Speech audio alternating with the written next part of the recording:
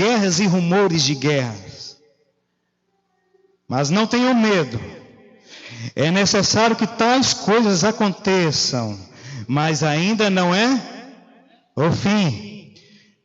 Nação se levantará contra nação, e reino contra. Haverá fomes e terremotos em vários lugares. Tudo isso será o início das dores.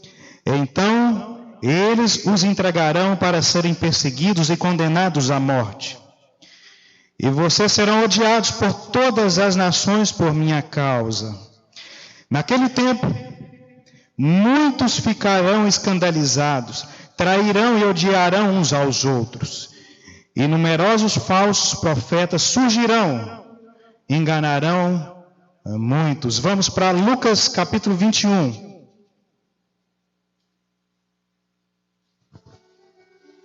Versículo 7.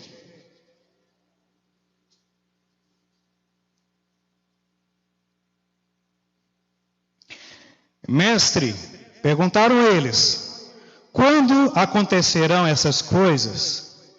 E qual será o sinal de que elas estão prestes a acontecer? E ele respondeu, cuidado para não serem enganados, pois muitos virão em meu nome dizendo, sou eu, e o tempo está próximo. Não sigam. Quando ouvirem falar de guerras e rebeliões, não tenham medo. É necessário, primeiro, que isso aconteça, mas o fim não virá imediatamente. Então lhes disse, nação se levantarão contra, e reino contra, haverá grandes fomes e pestes em vários lugares, e acontecimentos terríveis, e grandes sinais provenientes do céu. Mas, antes de tudo isso, prenderão e perseguirão vocês. Então, eles os entregarão às sinagogas e prisões, e vocês serão levados à presença de reis e governadores. Tudo por causa do meu nome. Feche os seus olhos, querido, amado irmão. Peça ao Espírito Santo de Deus que fale ao seu coração. Irmão Flávio, faça essa oração em nome de Jesus.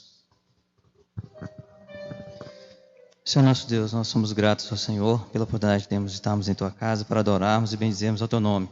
Agradecemos ao Senhor pelo fôlego de vida, louvamos ao Senhor por todo o feito do Senhor durante este dia, durante o transcorrer desta semana, Senhor. E agora, Senhor, aplica a Tua palavra aos nossos corações, usa o Teu ungido com graça e poder e abençoa, Senhor, para que venhamos sermos transformados por meio da Tua palavra, em nome de Jesus. Amém. Amém. Pode sentar-se. Queridos amados irmãos, certa feita, nesse período da minha adolescência, fui numa reunião de oração e ministração da palavra de Deus, sobre os fatos futuros, sobre as profecias, sobre a volta de Cristo. E naquela noite, querido, fiquei tão impactado com a palavra de Deus, fiquei tão deslumbrado, tão extasiado diante do fascínio de Deus, da sua soberania, da sua grandeza, do seu governo. Chegando em casa, abri a palavra de Deus de forma aleatória e Deus continuou a falar comigo. Em Isaías 48, versículo 5, que diz assim: foi por isso que eu avisei a vocês sobre os fatos futuros, muito antes deles acontecerem. Vocês ouviram as minhas profecias e viram como eu as cumpri. Será que vocês teimam em não admiti-las? Pois agora eu vou lhes anunciar coisas novas, segredos que vocês ainda não conhecem. Escutem o que eu digo, ó Jacó, vocês que são o meu povo Israel, o povo que eu escolhi. Eu, o Senhor, sou o único Deus, sou o primeiro e o último. Queridos amados irmãos, naquela noite Deus falou tremendamente ao meu coração. E eu tenho certeza que o Espírito Santo de Deus vai falar ao seu coração nessa noite. Queridos, esse é um tema mais oportuno para se pregar. É o tema mais pertinente para se falar. É o tema mais atual. Seja a volta de Cristo, seja a segunda vinda de Cristo, seja sobre o fim. É impossível olhar os fatos que estão ocorrendo neste momento no Brasil. É impossível olhar para os acontecimentos e ignorá-los. Portanto, são fatos que estão ocorrendo no Brasil e no mundo. Esses fatos evidenciam a iminente volta do nosso Senhor Cristo Jesus. Nós tivemos essa semana um terremoto na Síria e na Turquia. Mais de 20 mil mortos. Nós tivemos no dia 26 de dezembro de 2004 um tsunami que matou 230 mil pessoas em 14 países no Oceano Índico, incluindo a Indonésia. Nós tivemos no século XX o período mais sangrento de todos os séculos. Conflito da Coreia, a guerra do Vietnã, a guerra do Irã, do Iraque, a guerra da Indochina, a guerra da Argélia, a guerra da Bósnia e Herzegovina, as guerras tribais que ocorrem até em nossos dias na África. Quantidade de mortes nas principais guerras do século XX. A Primeira Guerra Mundial foram 20 milhões de mortos. A Segunda Guerra Mundial, 50 milhões de mortos. Nós estamos ainda finalizando num período que já dura 3 anos, que tem marcado o mundo todo. O advento do coronavírus, o advento da pandemia, que mobilizou o mundo, que dobrou o mundo, que botou o mundo de joelhos, que fez com que o mundo virasse um colapso nas mais diversas áreas, e teve a capacidade de mobilizar o mundo, querido, o mundo todo ao mesmo tempo. Mateus e Lucas dizem que um dos sinais da volta de Jesus Cristo, dentre tantos, seria peste, seria pestilência, seria epidemias, seria como essa, de nível global, uma pandemia. O coronavírus foi uma das mais trágicas e globais de todos os tempos. Agora, a pergunta que temos que fazer: será que de fato estamos no fim? Será que de fato aquilo que foi profetizado lá no Antigo Testamento, será que de fato os ditos dos apóstolos do Novo Testamento, será que de fato aquilo que os nossos pais durante 2000 anos disseram, pregaram, ensinaram, finalmente chegou o maior evento que marcará toda a humanidade, o retorno glorioso de Jesus Cristo? Mateus 24, versículo 13 diz assim: e estando assentado no Monte das Oliveiras, chegaram-se a eles os de seus discípulos em particular, dizendo: dize-nos, quando serão essas coisas? E que sinal haverá da tua vinda e do fim do mundo? Queridos amados irmãos, a Bíblia ela não data com precisão a sua volta. A Bíblia ela não fala o dia exato da sua vinda.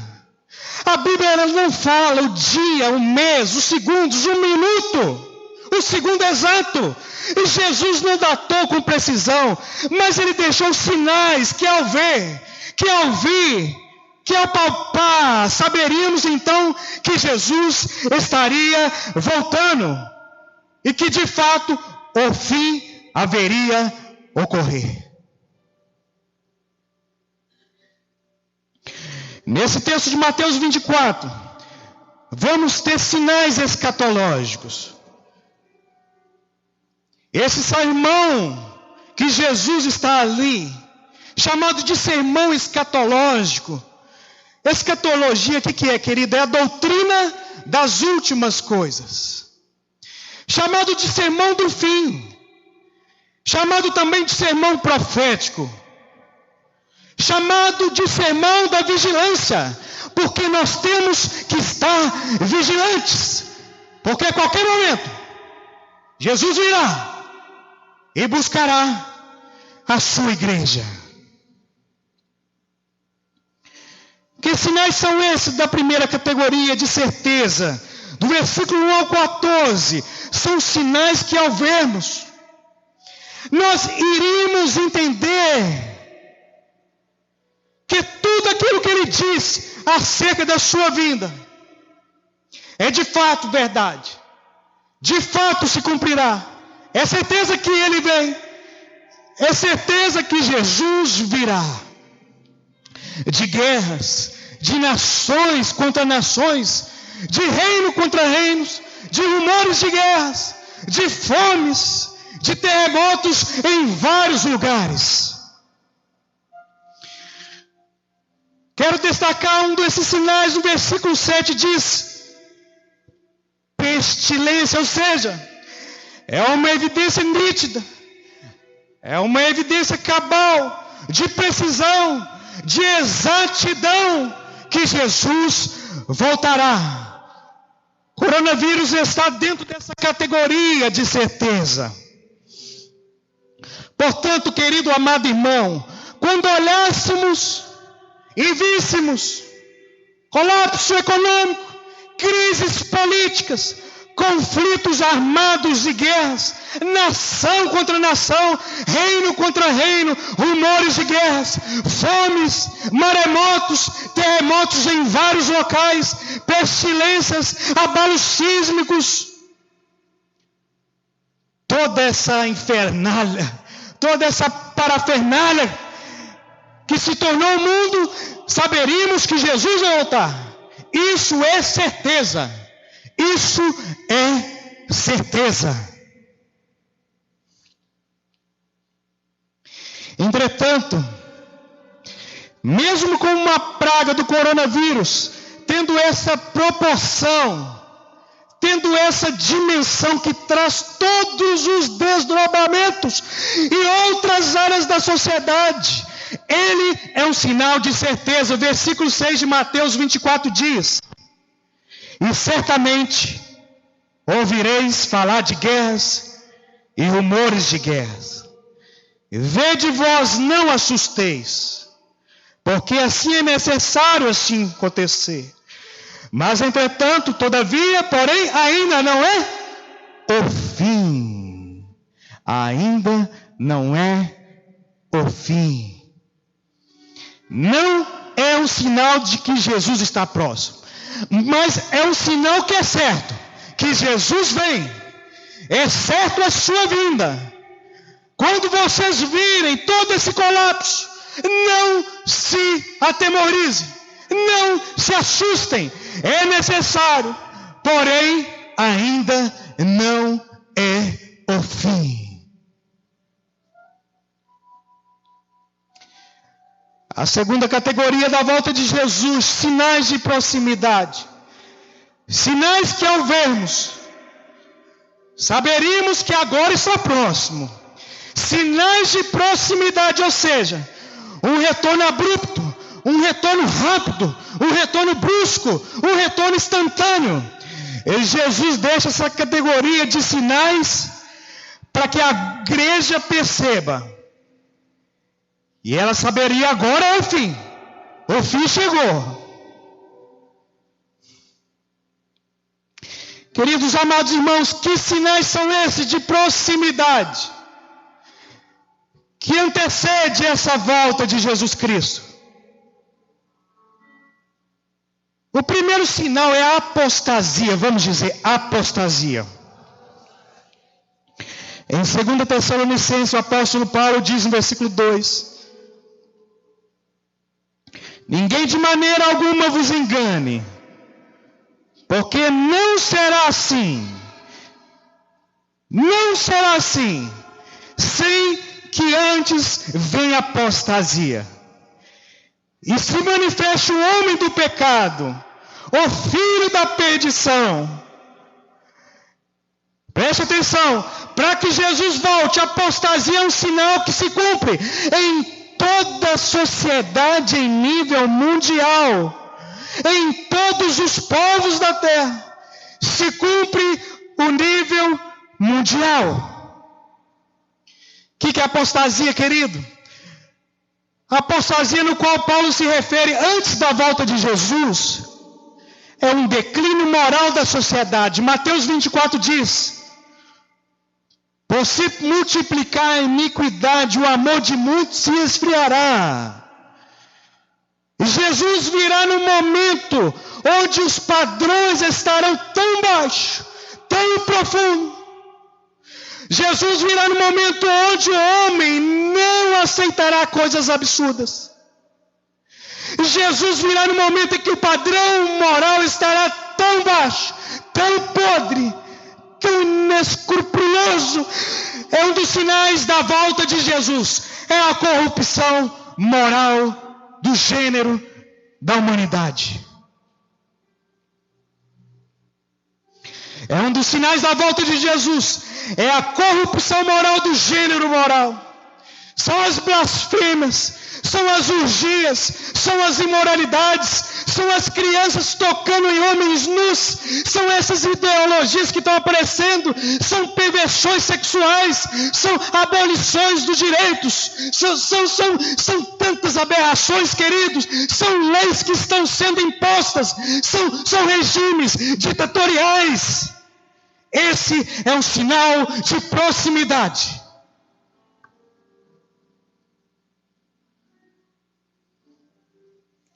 O segundo sinal que a apostasia alcança é no campo religioso.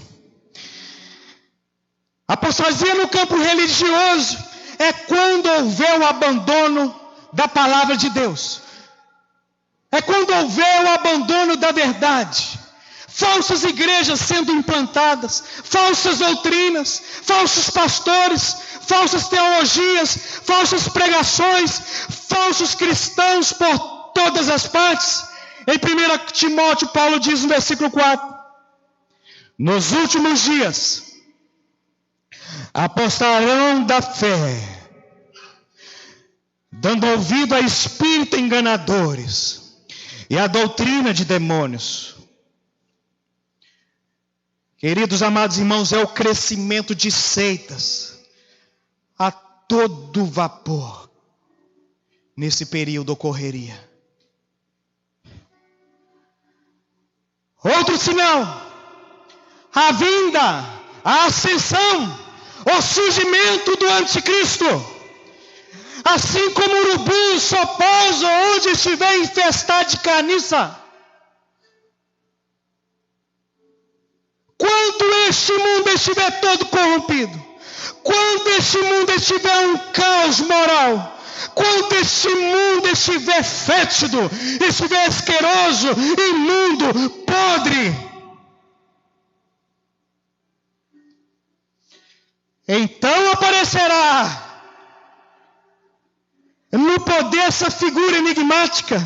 O anticristo aparecerá nesse exato momento.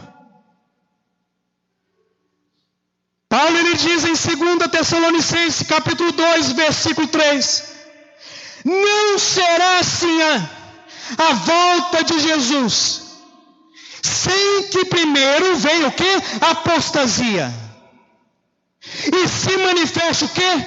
O homem do pecado, o filho da perdição. Mateus 24, versículo 15 diz assim: quando, pois, vides que a abominação da desolação, de que falou o profeta Daniel, está no lugar santo, quem lê, entenda. O versículo 5, ou melhor 15, que diz: quando vides que a abominação da desolação no lugar santo. Que é isso, pastor? Que isso? Lugar santo aqui, querido, fala do templo de Salomão. Quando vocês virem a abominação da desolação, algo abominável dentro do templo, então o fim chegou. Como interpretar isso? Como interpretar isso? Quando algo abominável entrar no templo, profanar o templo, é um grande sinal de que Jesus volta. E essa palavra se cumpriu, e vai se cumprir ainda na terceira vez. No século II, preste atenção, no século II a.C., com Antíoco Epifânio, ele invade Jerusalém, ele entra em Jerusalém, ele edifica um altar e sacrifica vísceras de porco, que é um sinal imundo, para os judeus. Então ele profana. O abominável da desolação entrou no templo e profanou o templo, servindo animais imundos. A segunda maneira de se cumprir aquele versículo que Jesus está dizendo foi no ano 70. No ano em que o imperador romano Tito, ele invade Jerusalém, ele destrói, ele saqueia, ele põe fogo no templo. O abominável da desolação. Entretanto, Jesus ele vai mais longe, porque o profeta Daniel, quando ele escreveu o seu livro e suas profecias, ele fala para tempos além dele, ele fala para tempos de Cristo, ele fala para tempos além de Cristo. Quando vides o abominável da desolação, aponta para um terceiro evento, o templo. Essa terceira forma vai se cumprir. Ou algo abominável entra no templo, profanar. Presta atenção, queridos amados irmãos. Mas nós não temos mais o templo, ele já foi destruído. O véu ele foi rasgado de cima a baixo. A figura descrita aqui fala do anticristo escatológico entrando no templo. Quando Paulo ele usa o termo templo, ele usa a palavra grega chamada naos. Vamos dizer naos. Naos. Todas as vezes que Paulo se refere a templo, ele está referindo a naos. Porque diz, o filho da perdição se assentará no templo. Naos aqui se refere à igreja. Quando vocês virem o anticristo tomando controle e liderança da igreja visível, da igreja mundial, a igreja ela se domina, pessoal, preste atenção, olha para mim. Quando ele se dominar, chefe da igreja, quando ele chefiar tudo, então saberá que o fim está próximo. O fim está próximo. A ascensão do anticristo, o abominável da desolação, no qual profetizou o profeta Daniel.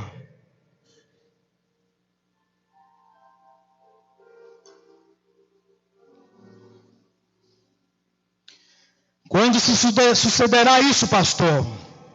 Quando é que o anticristo vai aparecer, pastor? Daniel, preste atenção, ele vai profetizar 70 semanas. Essas 70 semanas marcam um período do cativeiro babilônico até a volta final de Jesus Cristo. O que eu falei? As 70 semanas marcam o quê? Qual o período? Do cativeiro babilônico até a volta do nosso Senhor Jesus Cristo. As 70 semanas já se cumpriram. Nós estamos em qual momento?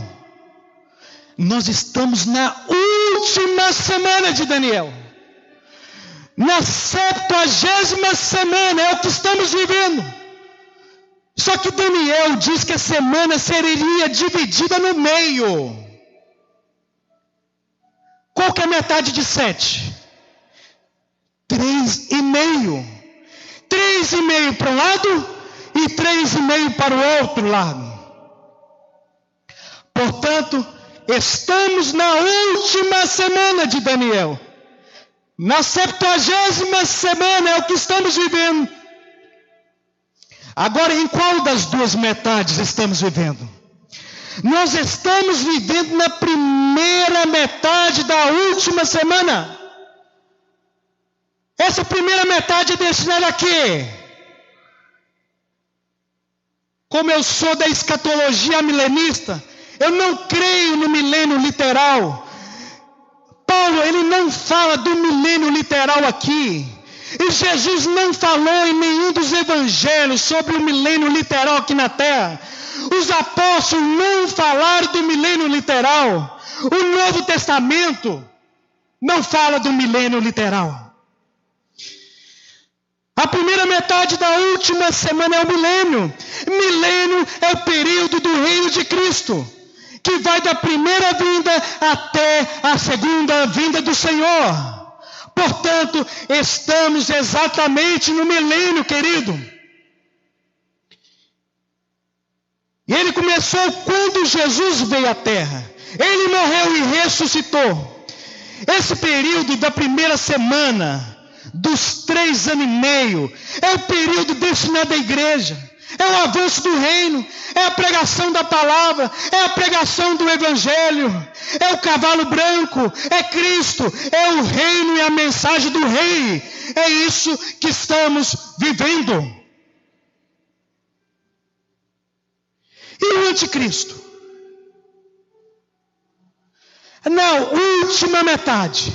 Estamos na primeira metade da última semana.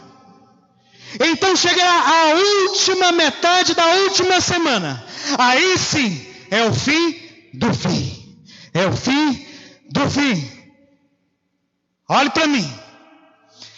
Se a primeira metade é destinada ao avanço do reino, ao período da igreja, a segunda metade é destinada ao quê? É destinada ao anticristo. É o período que chamamos da grande tribulação. Olha o versículo 21. Diz, porque haverá então grande aflição, como nunca houve desde o princípio do mundo até agora, e nem tampouco haverá. Queridos amados irmãos, esse é o período. É o período destinado para a ascensão do anticristo. A ascensão do anticristo. Eu já estou terminando. Porque Jesus associa a ascensão do anticristo com uma grande tribulação. Olha para mim, querido. A palavra tribulação significa provação. A palavra tribulação significa teste. Ímpio não é provado. Ímpio não é testado. A grande tribulação é destinada para o anticristo persiga a igreja. A grande tribulação é destinada para que o anticristo hostilize a igreja. A grande tribulação é destinada para que o anticristo martirize a igreja, encarcere a igreja. O anticristo na última semana final, desencadeará a maior perseguição já vista sobre a face da terra, sobre os cristãos. Versículo 22 mostra a intensidade, queridos, da grande tribulação, dessa perseguição do anticristo. Olha aí o versículo 22. Se não tivesse aqueles dias sido abreviados, ninguém seria salvo, mas por causa dos escolhidos, tais dias serão abreviados. Jesus está dizendo, olha, se aqueles dias não fossem encurtados, fossem diminuídos, fossem menores, ninguém suportaria, querido, as perseguições, as atrocidades, as barbaridades, as crueldades. Ninguém seria salvo. O anticristo vai promover um culto de adoração a Satanás. Ele vai dizer que é Deus. Ele vai rogar adoração para si. Ele vai proibir a Bíblia nos cultos. Ele vai proibir a Bíblia nos púlpitos. Ele vai proibir mencionar o nome de Jesus. Esse será um dia terrível e marcado por uma grande tribulação, uma grande perseguição. Um culto ao demônio será promovido. Um culto ao anticristo será estabelecido. A apostasia está aí. Mas ainda não está, não é aquela coisa horrenda, não é? Aquele fedozão, aquela coisa fedida. Mas está dando para suportar, não é? Então estamos na primeira metade. Aí vai vir a segunda metade, destinada para o anticristo, para a grande tribulação, para a grande perseguição. Mas em que fase da primeira metade? Queridos amados irmãos, o cenário mundial, a chegada do coronavírus, a unificação que estão falando de Argentina e Brasil das moedas, a união do euro, o início das perseguições, os projetos tramitando na Câmara. Creio que estamos no fim da primeira, querido, estamos no fim da primeira, indo para a transição da segunda metade.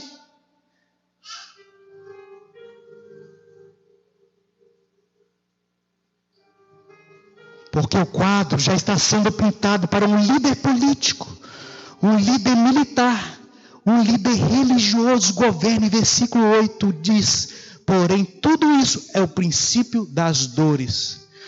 Tudo isso que está acontecendo na ciência, tudo isso que está acontecendo na tecnologia, tudo isso que está acontecendo aqui no Brasil, as pandemias do coronavírus, as guerras e rumores de guerra, o colapso político, os terremotos ocorrendo, a terra está surtando. Estes sinais para que Jesus está chamando a você e a mim. Ele está fazendo referência à grávida, à dor do parto. Jesus está dizendo: olha, essas contrações são os primeiros sinais de parto. Portanto, Jesus ele faz essa referência a uma mulher que está dando à luz a um filho. E para dar à luz a um filho ocorrem várias contrações.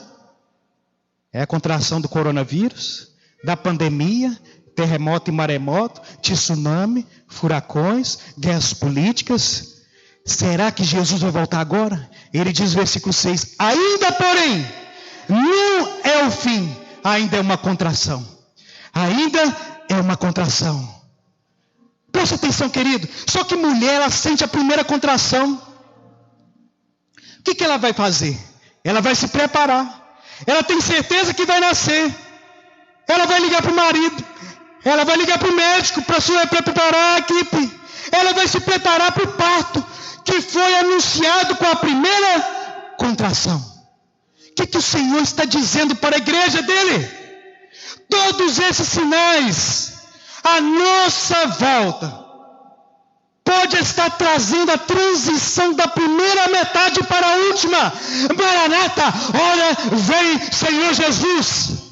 Essas contrações estão ocorrendo para que eu e você se prepare para o parto. Se prepare para o parto.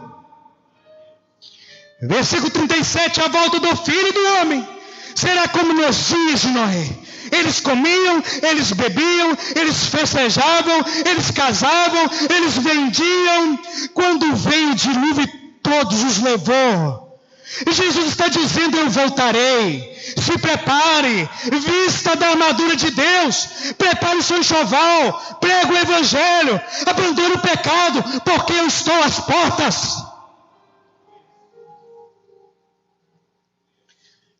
Quando Jesus ele prega este sermão chamado sermão escatológico, e Jesus ele finaliza citando 3 parábolas.